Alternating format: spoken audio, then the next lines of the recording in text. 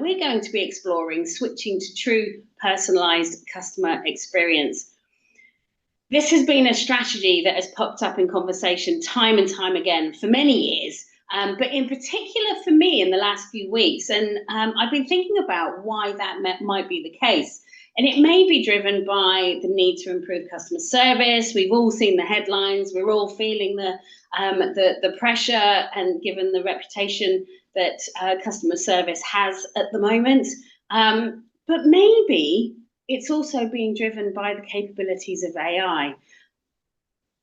But for me, personalized customer experiences, it's not just about addressing every customer by their name or having a friendly conversation that gives someone that feeling of they're talking to someone that can really help.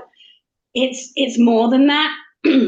And for us, the real magic, I think, comes when we're using the masses of data and insights that are really available to us in the contact center to really understand that customer.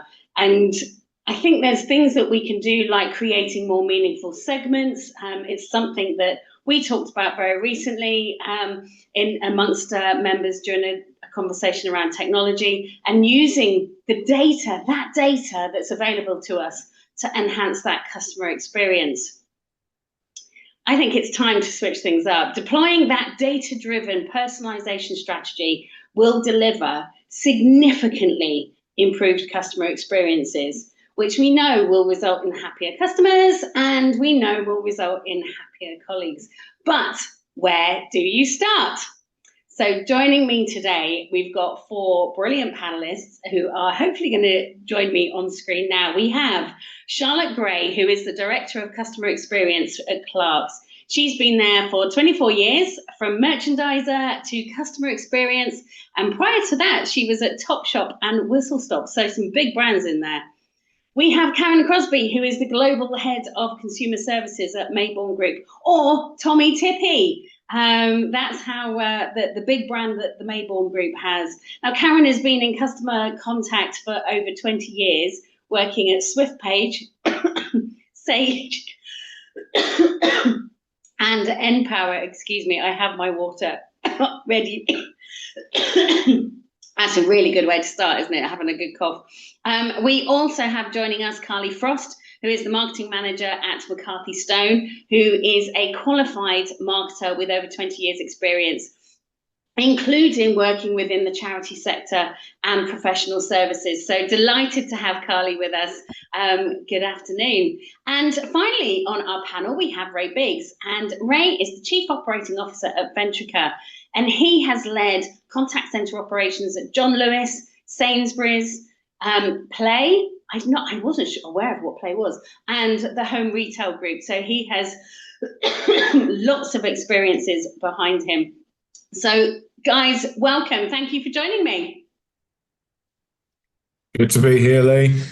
Thank you, Lee. Thanks, Lee. Good to see you. Now, as you'd expect, we've spoken before today. Of course, we have spoken before today, so that nothing is, or hopefully not much, is a big surprise. And there was one thing that stood out to me from the conversations that we had, and that was, if I say, despite the brands, all of the products that you have are really emotive. And some might think that in retail, for example, it's just about where's my stuff. Wismo, I believe, is the phrase for that. But that's not the case. There is a real need to provide an empathetic service in every single one of your organisations, and Ray, for you, with all of your clients. So I think, Charlotte, I'm going to start with you, if I may. Tell us about your customers at Clarks, how you segment them, and why a personal experience is so important for you guys. Thanks, Lee. So I've got the privilege of looking after customers both in the UK, the US, and across Europe. So a wide range of customers for Clark shoes. Many of you will know Clark shoes. We're probably bigger than you think as well. So if you live in the UK, and particularly if you've got children, you probably come to us and buy either your first pair of baby's shoes when your child is roughly about 9 months to 12 months, and then going into school. And then Clark, what's really important for Clarks and has been historically, is about giving you the right shoes that are fitted for your children's feet to enable, the growth, the healthy growth of children's feet. I think if you shop with us in America, we're less of a kids brand, but no matter what, our customers are looking for great fit and comfort from the shoes that they buy from us. And you're right, it is emotive. And it's also really important because it's a functional purchase. And we as a brand, pride ourselves on being the experts on footwear. So you're right in what you say about, it's not about where is my order. We have different customers that are looking for different things from us. So whether you come into one of our stores and you expect a service, so you expect to be spoken to, the traditional UK great customer service that you get from some of the brands that we've got on the panel here and have been mentioned. And I think you can expect to walk through one of our doors, be greeted by a human being, to have a conversation, and then your needs will be ascertained, and then the sales team member will go ahead and try and help you. And that's the same whether it's UK, US, or Europe. You can also shop with us online, which is more difficult. And this is where we get into challenges with customer services. So how do you replicate that great old-fashioned British service, when you're shopping online with us? Because customers have got different expectations. I, as a customer, have different expectations. So I still want to be able to find what it is that I need. I need to find the information about, about whether I'm making the right choice for me. And then the rest is functional, isn't it? Then I'll place my order. I expect my payment to go through. I expect you to have what I need in stock, and I expect to get my order quickly. And I expect the retailer to connect with me, tell me where my order is. And then if there's any problems, I expect to be able to get hold of customer services, and for that end-to-end customer service journey from start to finish to be the same. So that's my challenge, as the customer director, and also as a customer for all of the brands that are on this call. Kind of expect the same thing, to be honest. So I would say that's really my summary of the challenges that I face and our brand faces today. Thank you, Charlotte. And I think much of what you said there will resonate with our other guests, but also those that are listening. And I put to you guys that are listening, if you want to use the chat and share your comments, share your thoughts, please do. And also, if you want to put onto the Q&A, if you've got any questions for our panel, please do put them there. Now, McCarthy Stone is, you provide care home support, you provide care homes for senior folk. Why is a personal service so important for your customers? It seems really obvious, Carly, but what is a personalised experience at McCarthy Stone? Thanks, Lee. Yeah, personalised service and providing that personalisation for all our customers is really important to our business. As you said before, there's a huge emotive reason for people looking for retirement housing solutions, and generally they only start looking into this kind of industry when there's a need, and they're thrown into the complexities of a very confusing sector. We often call things very different terminology. There's a variety of different options for people to navigate when they've probably never needed to look into this type of housing solution before. So segmenting our audience is really important. We tend to find we've got groups of customers that come through. Initially, we call them third parties. So they'd be maybe sons and daughters or family members or close friends that would come asking for advice and support, and basically doing research on the type of retirement living solutions that are available. For these types of conversations, it's really important to personalise what we're saying to them, and their priorities will be very different to potentially the individual that could potentially become like a homeowner or a member of one of our communities. So they'd be looking more towards peace of mind, the attributes of safety and security that their loved one could benefit from by living within one of our housing properties. So whereas when we're dealing with an individual that is a potential homeowner, a new resident of our communities, we'd be talking more to them about what it'd be like to live there, what their experience, their direct experience would be. So what the community and social aspects that they could enjoy, as well as the care and lifestyle support services that we could offer. So we'd be finding out more about their individual circumstances, their physical ailments as well, and like any health challenges that they have. So it's really important that we're personalising those conversations direct to those individuals for and helping them navigate this quite complex industry. And it is a complex industry. I remember trying to find somewhere for my grandparents, and it is complex and highly emotive. But I also remember, and Karen, I'm going to come to you next. So I also remember being a new mum of twins, and I remember trying to do the working mum balance thing. They are really, really challenging times for mums and dads. Why is a personalised experience important to your customers at Tommee Tippee? And what does a personalised experience mean in your world? Okay. Like you, Lee, I remember my first days, weeks, months as a parent, and nobody can really prepare you for that. Every parent, every child is different, and there's a wealth of information out there. I think one thing we'll all agree with, the panelists who are parents and any of the audience today, is that being a parent can be extremely emotive for a range of reasons. So when a consumer does reach out to us, we need to be mindful of their emotional state. Some may be ecstatic because baby's just arrived and they're just so full of awe and wonderment. Others may be really upset. Others could be angry. But ultimately, a consumer chooses to contact us because their primary goal is to make sure that the little one's fed, they're soothed, and they're content. So when something goes wrong, they really need to know that we truly have their back and can help them sort their problem out. I think work-life balance, or even if you're a stay-at-home parent, can be testing. And that's for a multitude of reasons. There is a lot of pressure on new parents now from healthcare professionals because there's conflicting advice, and also that advice is continually changing. You've got social media, we have our employers to contend with, and of course every parent has their own standards about how they want to parent and what they perceive a great parenting journey should be. So it can be actually very overwhelming. I think for us, consumers do expect quick access because they have that need for little one. And nobody wants a crying baby. It can be very distressing. So for us, people and resources have to be available at the time of the consumer's choosing.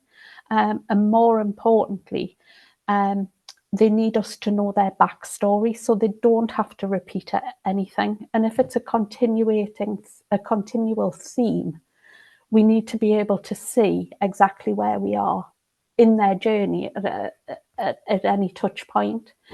And I think more importantly, above anything else, the consumer expects us to be able to put ourselves in their position at that moment in time of everything else that's going on in their world and to do what's right for them at that point in time. And if that means doing something different and going against process, we will support our team in doing that entirely. And I think, you know, from a business standpoint, the way we look at this is it's all about connection and taking ownership of the problem. So the caregiver, whoever that happens to be, can concentrate on the little one. We're fortunate our team are experts in what we do. And Personalisation is no longer about solving the problem. It's about educating to prevent that problem from happening again. And it's also considering the next need that the consumer may have, supporting them with the resources that we've got, or signposting them to the relevant organisation or specialists who can help them with that particular query. And just as importantly, it's about reminding them that we're here every step of the way. So it doesn't matter whether baby's 24 hours old or whether they're 2.5 years old, we're still here to help on that journey. So establishing rapport and making a conversation meaningful and memorable has to be key. The lifespan of our consumers is determined by the size of their family. So if they choose to have one child, their lifespan with us is 3 years. That's the age range our products support. However, if they decide to have 2, 3 or 4 children, it could be potentially longer. However, there are other baby brands out there. We want consumers to stay with us, so retention is key. Brand loyalty is key, and advocacy is key. We want Tommy Tippy to be the name that consumers think of first, not second, third or fourth down the list. Thank you. To those that are listening, I'll be interested if you've got a brand that maybe others wouldn't recognise as having an emotive stance behind it, and the need to be really personal in your approach. Please do share it on the chat. I'll be interested to hear how emotive actually the conversations are between you and your customers. But Ray, you're now in a fortunate position where you have quite a bit of experience behind you. You've got some great brands behind you. And you're now working with a number of brands at Ventrica. Again, some great brands. Some that, again, you wouldn't necessarily think had emotive conversations taking place. What are the barriers for us to achieve that personalised experience? We've just heard 3 examples of why it's so important. What's stopping us from having those great conversations that are really personal?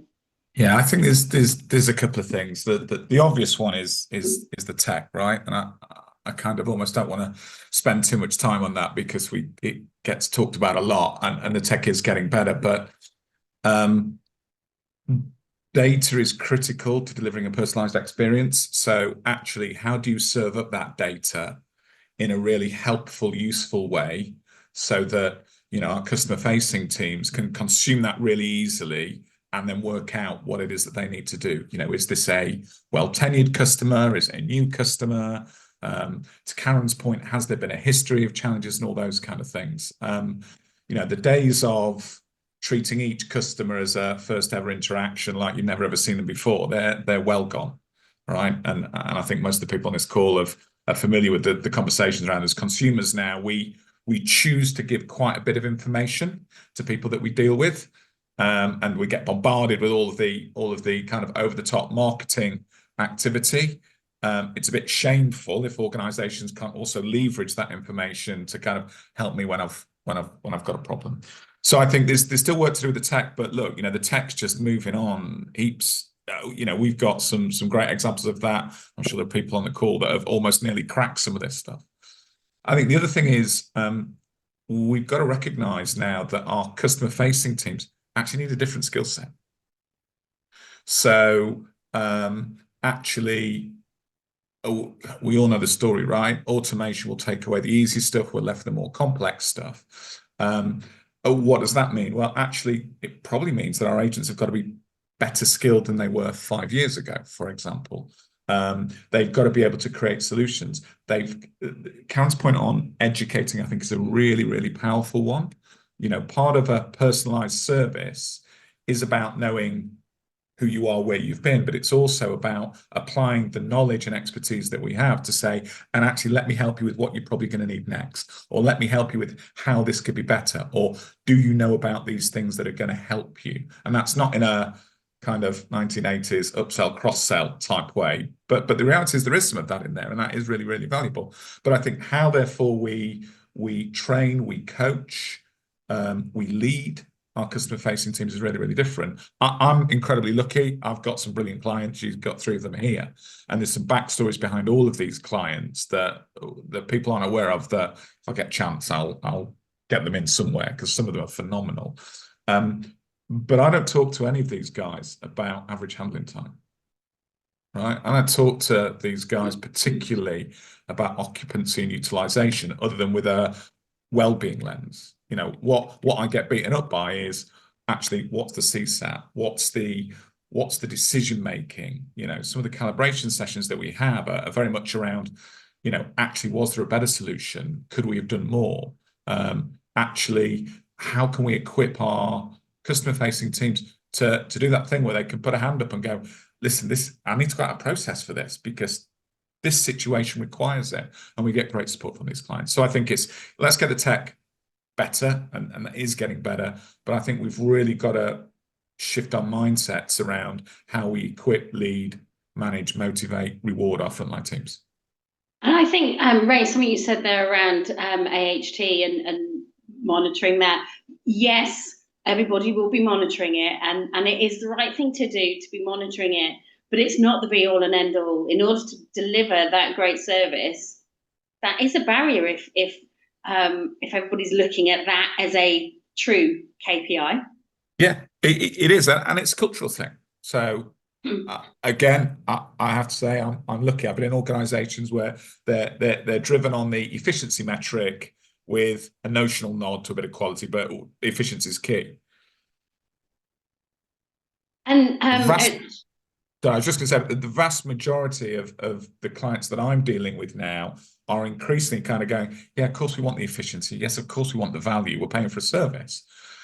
But actually, I know I can very easily go into bat with any of these clients to say, yeah, look, I know the efficiency metric isn't where you want it to be, but hey, have you seen your Trustpilot scores? Hey, have you seen what we've done on here? Hey, have you seen these brilliant examples of where our team are feeding back to you and talking to you about your brand and what your customers are saying? That's an easy conversation for me to have.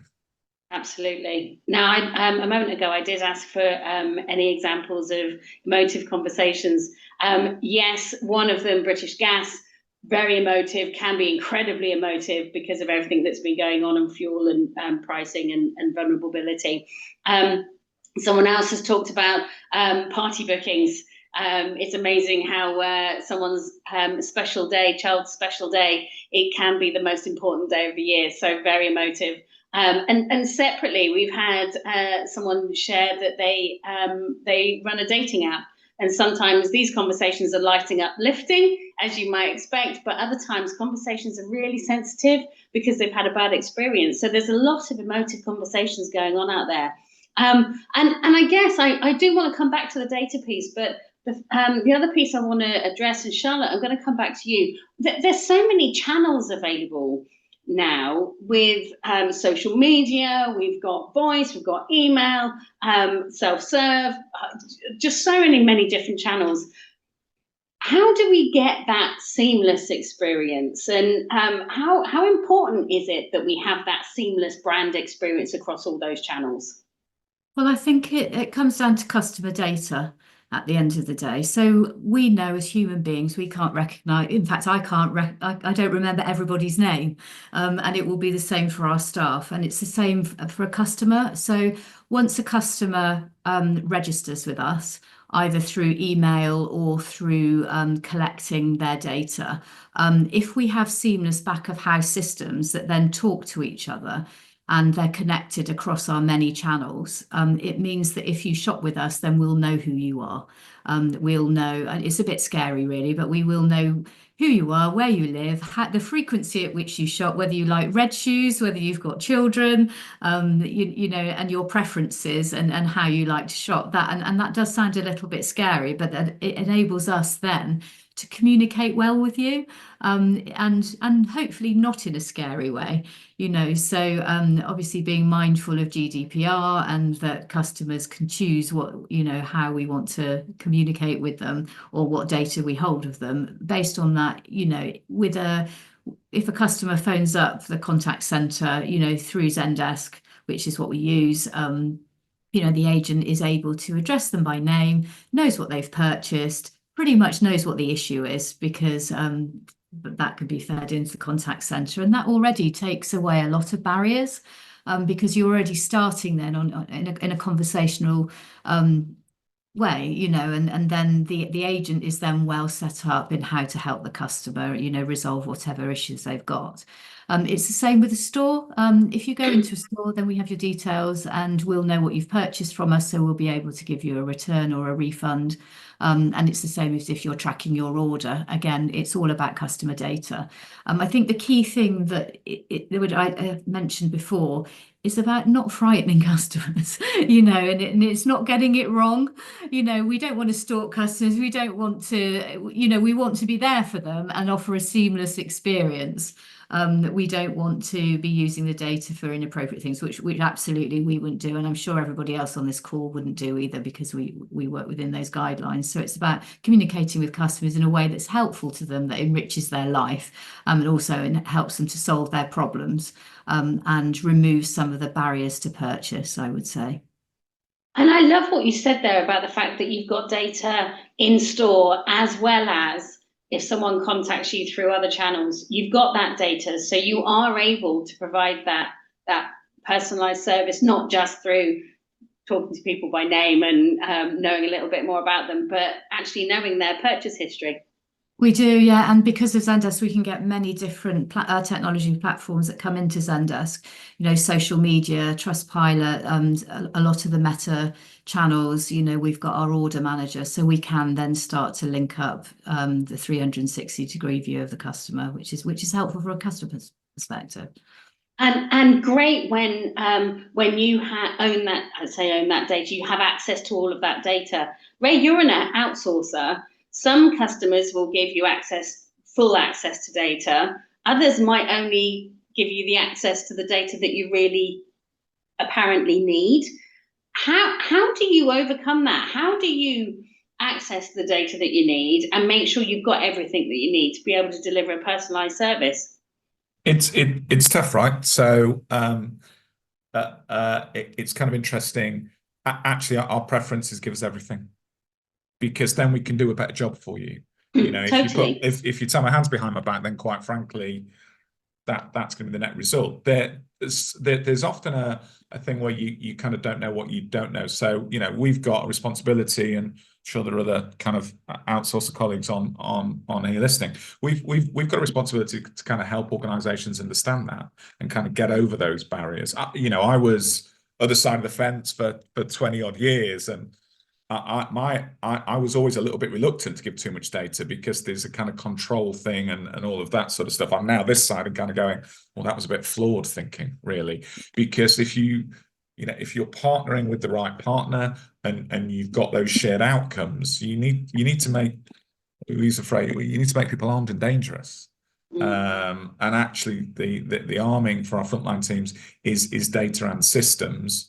The magic that we and, you know, my other outsourcing colleagues across the industry should be bringing to bear is then the brilliant way in which we can take that data and then put it together with some fantastic soft skills, some brilliant people who care massively about what they do to deliver a great result for customers. But if as an outsourcer I don't get the data, I'm going to be really quite limited, and I've got a job to do to explain that to you, right? We've got to be kind of open and honest in all of this as well. Oh, totally. That so even if you've got access to all the data, it's being able to play the data in the right place, the right way. For sure. And look, you know, that's why increasingly now you'll see, you know, us, other outsourcers, that our ability to work with technology now is really ratcheting up, because that's going to enable us to deliver a better service. So that's why, you know, folk out there that are buying outsourced services will increasingly see, you know, outsourcers like us, like everybody else, kind of bring some of that to bear. So, yeah. So, Karen, we had lots of conversations about technology yesterday. Leaning into that, what are the kinds of technologies that you guys have, that you guys are either using or looking to use, that equip the front line and equip you guys as an organization from a technology perspective? Yeah, I think It's important to note that this year we embarked on a new journey. So 2024 was all about working with a new outsourcing partner and sourcing a new, more agile CRM system to the one that we'd been using previously. They're both in place now and are doing very well. Thank you, Ray, and the team for being part of this. So we're actually in an ideal position to look at our next level of tech. So the way we've sort of approached it is a lift and shift of what we had previously, but using some slightly different technology. And like Charlotte and Clark's, we use Zendesk, and we have a range of platforms that integrate with that. So within Zendesk, our agents can see all of the tickets related to a consumer, what those inquiries have been about, what the resolutions were, and they can see customer sentiment as well, which is really important.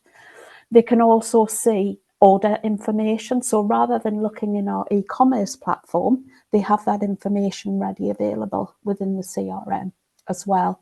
And the other thing that we have used, which was slightly different from the start of this year, is we have a translation tool, which for us is hugely important. I'm sure, like a lot of the audience today, human resource is valuable, and we don't necessarily have the luxury of having bums on seats, if you like. So you can use technology to your advantage. We are a global business. Our support team in the UK support consumers in the USA, Canada, the UK, France, Germany, Italy, New Zealand, Australia, soon to be Spain. And we have a small group of people to be able to do that. Some of them are bilingual, but as you can imagine, if we have a call spike or a contact spike in any region, that can put pressure on a small bilingual group. So that translation tool has been invaluable to us. It means any agent can actually answer the query on a channel. We're not reliant on our bilingual agents all of the time. So that gives us greater flexibility.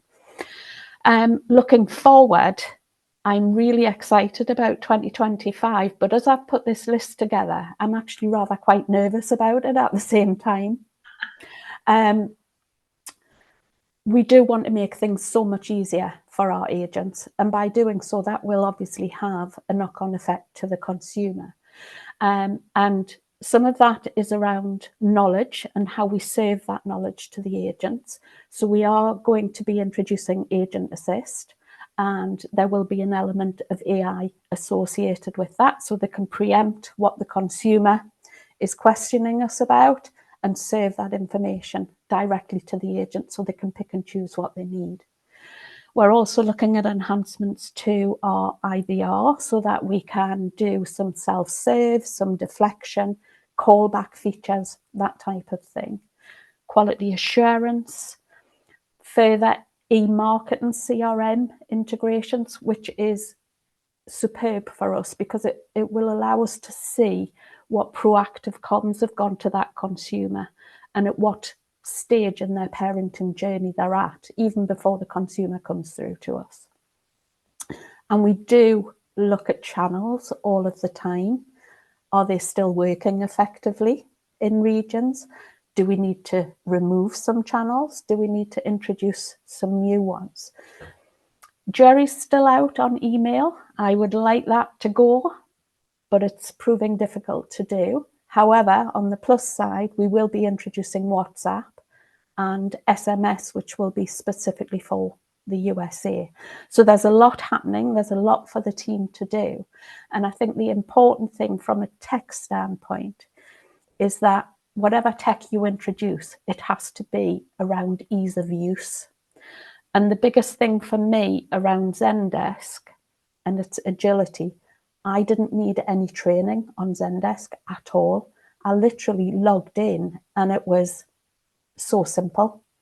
So if I can use that as a benchmark for other technologies, that can only help us going forward. I have worked in the IT industry before and know how complex it can be, and that doesn't help anyone. If training of an agent can be simple and short and straightforward, you've automatically got a win. So I would advocate that for anyone. Look at the simplicity when it comes to ease of use. Sounds like you've got a busy year ahead. Yeah, absolutely. I think I need a break between now and Christmas just to prepare myself ready for 2025. But it will be good. We've already started a fair bit of this work. We've done a lot of background research. We know where we want to go. Now it's just pushing the button and making it happen. So Ray, at Ventrica, you're going to have been investing in technology. The way that the outsourcing market is going, it's a must-have. But what technologies specifically have you been working with to be able to deliver that personalized experience? I'm going with Zendesk is one of them. Yes. Yeah. And we've got, we're lucky we're a premium partner with Zendesk. So yeah, I mean, that doesn't mean that we can't work with other technologies, but it's our go-to in terms of, I think the thing with tech is it's a bit like, what's your favorite car, right? Just because we're Zendesk doesn't mean all the other technologies are rubbish, but our experience and expertise with Zendesk is really, really strong. We've done some brilliant things with a number of clients across a number of sectors that gives us the confidence that it's great. Does that mean we would never look at anything else? No, of course not. Translation tool is Babel, fairly new. So we do multilingual support for a number of consumers, and size and scale. And for the resource planners on the call, it gets quite tricky when your resource model says you need 1.37 of a French FTE. Actually, recruiting a 0.37 is quite tricky. So let's think about that. So actually, Babel presents a really interesting opportunity to deliver a level of service. So yeah, so those are our two primary. We're Twilio as well from a telephony perspective, but the thing that I would say about the tech is, whilst we're a Zendesk house, but we're kind of requirements led. So, we went out and investigated language solutions because that was what one of our clients needed. If there was something unique that Zendesk couldn't do, we'd go somewhere else. But from our perspective, we think it's a super tool. We have very good relationships. It's flexibility. Yeah, we're really cool with it, but we would be because it's our choice, right? So it's not a sales pitch, but it works for us. And talk to some of our clients, they love it too. And Ray, you talked earlier about the skills and changing that mindset. And Carly, in the conversations, and they are, as you're describing, really emotive conversations that you were having, that your frontline have with your customers and those third parties, as you described them. Touching on that skills conversation, what are the skills that you think are needed or that you guys make sure are in your front line to be able to deliver that personalized experience, especially thinking about the technology as well? Yeah, I mean, we are so much of our frontline team. The complexity of the questions that they get asked from all of our customers who are coming from a very kind of emotional kind of situation. Many are bereft. Sometimes there's like dementia or hearing impairments, which makes like communication a real challenge. So we not only do we expect them to be extremely knowledgeable about our own products and services, but also the wider retirement sector as well. This really helps them be able to be prepared for conversations, ensuring that we're providing information on the suitability of our settings, that they're going to be in the right place, that this is an inquiry that's going to it's going to help them and support them with their needs. And not only that, we really need them to be really empathetic and caring and extremely patient with our demographic, especially. And this really does help us build trust with our customers at a really early stage in their journey with us. So it's really important that they possess all these significant attributes. And do you, Carly, expect them to have technical capabilities to be able to deal with the systems that they are using when they're talking to a customer? Yes, we do. It's we utilize a variety of systems within our business, and it's extremely complex actually, where we're dealing with varying tenures. So if they're purchasing a new property or looking to rent a property, or indeed looking to purchase a resale property, so one that's already privately owned, there's different CRMs that we have in-house, and there's different teams that would look after those inquiries. So it's really important that our frontline team really identify what the customer's affordability is, what tenure they would prefer, so that we can route that inquiry to the right team. This really helps with our conversion, and enables that client gets the right advice from the right team members. Interesting. I have to share something that's come in on the chat. It has only come to hosts and panelists, and it is from ASOS. Thank you, Daryl. We removed email as a frontline channel 3 years ago. Resolution rate and experience is much stronger in our core live chat channel. Email is still used for second line referrals, but less than 10% of our contact. So it's interesting that they've been able to. I know they're a very digital focused business, retail business, and they have been able to almost, but not entirely, remove email from their contacts. I want to stay with this conversation around the skill set. And Karen, I'm going to come back into you, if I may. How have you seen the skills needed change over the years? Do you see that where Carly talked about more empathy, more caring, that's really, I'm going to say, quite obvious in the McCarthy Stone environment, but have you seen that change over the years in the different sectors you've been in? Absolutely. I think when I first started with Tommy Tippy 10 years ago, it was very much, I've got this problem or I need this advice. And it was very insular, so it was very product specific. It stopped working, or it's not doing as it should. How do I fix it? And over the years, that need has changed. So I'm not going to blame, but I'm going to say that some of the factors that contribute to that are the world of economics, the environment, and other priorities that have changed and evolved and have surfaced over the last decade or so. And because they're ever changing, we're being asked different types of questions. So it's not just, can I fix this problem? We're being asked, what materials are used in the manufacture of our products? Where the products are actually made? Are there any allergens? From a tech viewpoint, because some of our tech are app enabled, our agents now have to understand Wi-Fi, Bluetooth, all of the things that can go wrong with things that are outside of the product's control as well. So we do look for a different skill set with our agents. Still, communication is absolutely key. So their ability to listen and question and interpret information is vital. We also need logical thinkers, because when a product goes into the consumer's hands, anything can happen. And we've had some weird and wonderful stories about what consumers have actually done with products, or not done, as the case may be. And an agent really needs to be able to join those dots and ask the relevant questions and probe with those clues that we're getting during the conversation. So their problem-solving skills need to be on another level compared to many years ago.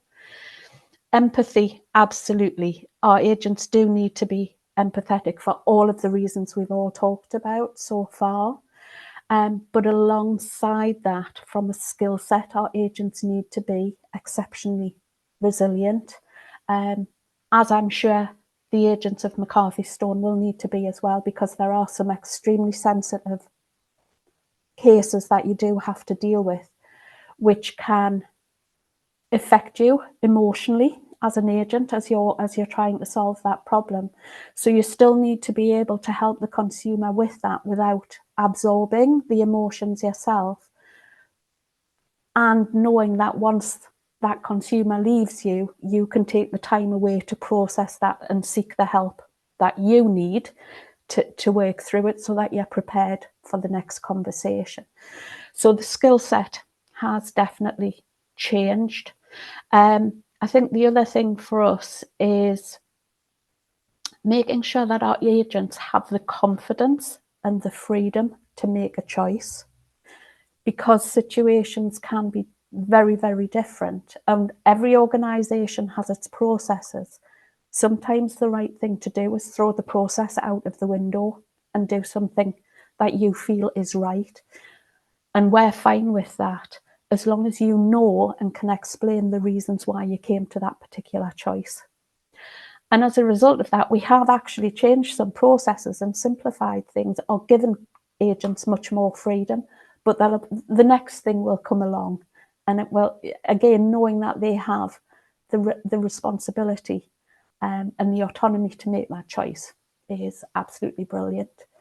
I think one of the things we do to make sure we get the skill set right, because anybody in the contact centre world knows that retention, certainly during the training period, can sometimes be rather tough. You need to get the right people on seats at the very beginning. And one of the things we do is a day in the life of a parent, because not all of our staff are parents. And they really need to make that connection and understand what happens on a daily basis. So they will experience screaming babies and consumers who are struggling to make ends meet because mum is now on maternity leave, so the income isn't the same. Or they've got a grandparent saying, no, you need to do it this way. All of these things can have an impact on the consumer that's contacting you. So it helps them understand and appreciate it. And it gives them a different view of what else is going on in the world. It is fascinating. Charlotte, how do you know if you're getting it right? How do you know that your customers are feeling loved? Charlotte? Well, we get great sort of feedback on our channels, really. So we send out CSAT scores from our contact centre. We're present on Trustpilot, and we engage with our customers on Trustpilot as well. So we constantly read every bit of feedback that we're given throughout the multiple channels, and have the ability, again, through this customer experience, to, if it's a great experience, then we know we're doing the right thing. We also use AI. We use AI tools to scrape a lot of the feedback, so we know on a daily basis what the sentiment is coming in from our customers. We've got great data through Zendesk as well on the reasons that customers contact us, and you know, we can drill down and we can find out from the agents what the issues are. I think my job is to make sure that the customer journey internally at Clarks is a good one. So if I don't know, I'm going to use probably a bad example, but if there's a promotional code that doesn't work in America, we'll pick that up really quickly and we'll fix it.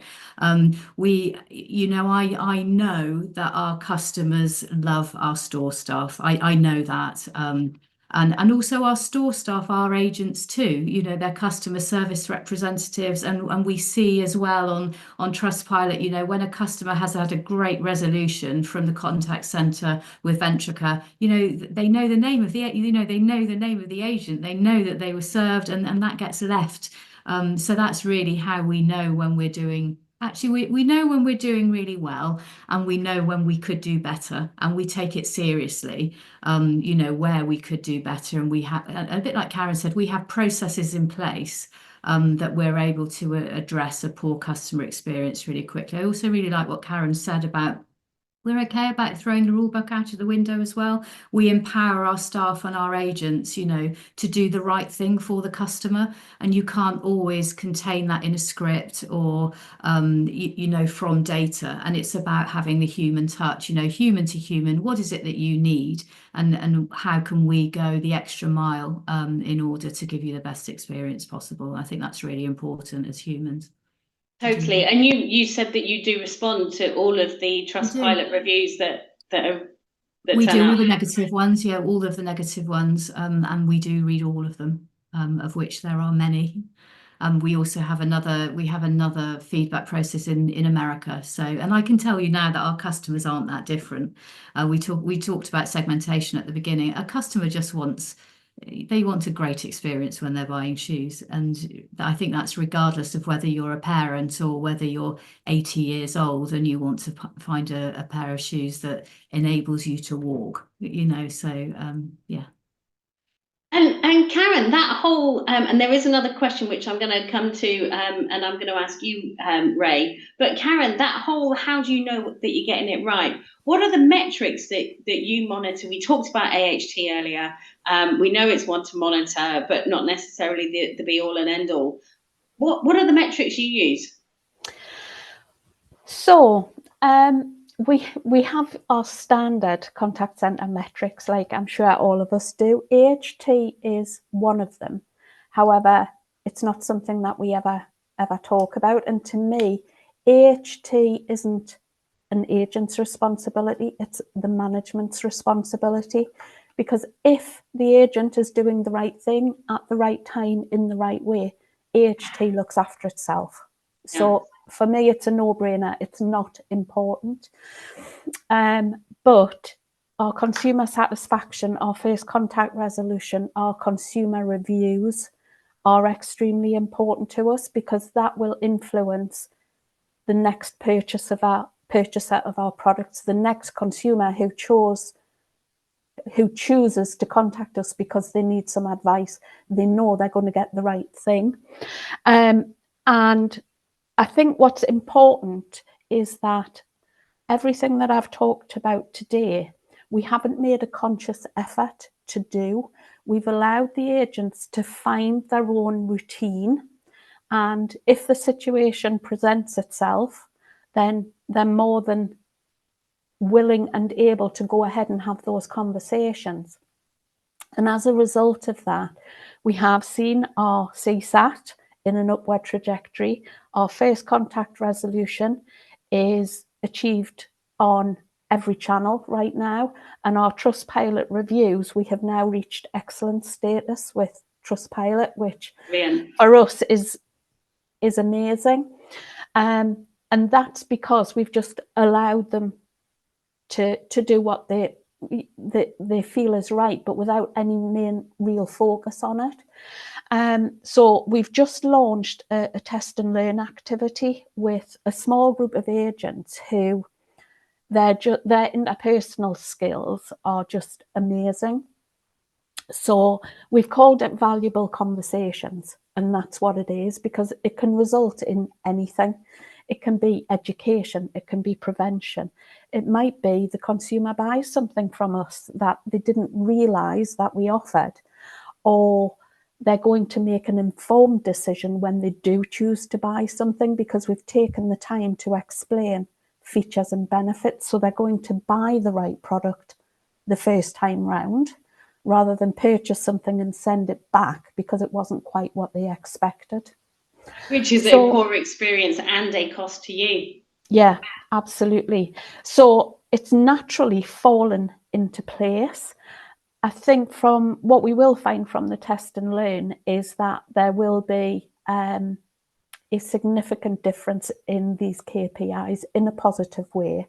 And it does mean that we can just roll this program out to all of the team in the new year, which would be great, because it just means they're going to have different types of conversations all of the time, and they will take the lead on what and how that conversation is going to play out. It's interesting, isn't it? Ray, there is this question that's come in that I am going to put to you, because it's interesting where we're empowering our frontline to do what they need to do that's right for the customer. But so the whole piece is, we too have noticed that customers are more needy in recent years. Callers are more challenging, more frequently than they used to be. We are a local authority, so our customers do not have a choice but to use us. Any advice on what we can do to support their team members that struggle with knowing where the line in the sand is, as there is a limit as to what we can do and what the authority's finances will allow. So it as much as it is empowering your front line, it also, that there has to be a limit, because someone can't be on the phone promising the world for 2 hours when actually there's other customers waiting. Ray, please go ahead. What support can team members get? Yeah, it's tough, right? I think the first thing to say is empowerment isn't about giving the shop away. So empowerment is absolutely about judgment and balance. And look, depending on who you are, brand, local authority, banking, finance, there's a kind of space in which you can only operate within. Okay, I think this is really, really interesting, because I kind of familiar with this space a little bit.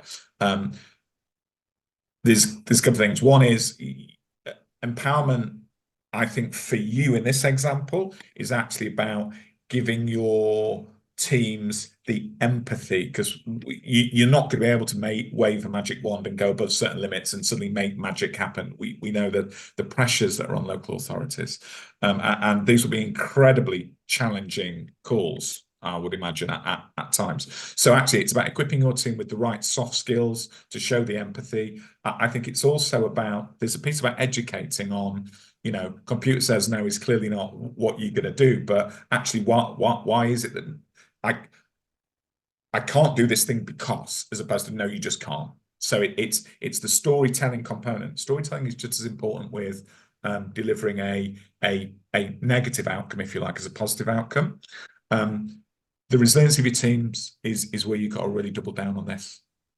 But your teams have really got to understand, they need to feel and they got to understand why it is that they can't go beyond, how much time and effort are you able to educate your teams on why can't you just suddenly make these things happen, and that'll get really tricky, right? Because you're going to get into local government funding cuts. No. It's a really complex space, but I think the leaders in that organization have got to think about, if you can inform and educate your teams, they will immediately feel more empowered to deliver the end result. And actually, often, I think, as we all know, what customers want to hear is some empathy and some understanding. And actually, I can't because. And I think, but hey, look, you guys are in a tricky old place and do a bloody incredible job. But I do think it's about focusing on the agents, the empathy, the resilience, and that education for them. They've really got to understand why you've got the ceilings that you've got, because there's some really good reasons for that. Thank you, Ray. We've got 60 seconds. I'd really like to ask you, each of you, what advice you would give to our listeners around creating that personalised experience. So very, very quickly, Charlotte, what advice would you give? Use the best CRM tool that you possibly can. That's my Love it. Carly, what advice would you give? Put the customer at the heart of everything, every decision that you make, and then you should be on the right track. Love it. Karen? If you've got an idea, try it. Don't be frightened. Sometimes the most unusual things can have the biggest impact. So give it a go. If it doesn't work, you move on to the next. Thank you. And Ray, what's your advice? Fire up your customer-facing teams. They know exactly what's going on. They know what works for your customers and what doesn't. Find a way to get that voice and get that voice up through your organization. Love it. And use that data. Guys, thank you so much for joining me today. To Charlotte, to Karen, to Carly and Ray at Ventrica, and to the guys at Ventrica for enabling us to have this session. Thank you guys so much. If you want to listen to this again, it will be available on our website. And if you want to sign up to any of our other events, please do go to our website, ccma.org.uk. We'll see you again soon. Thanks so much, guys.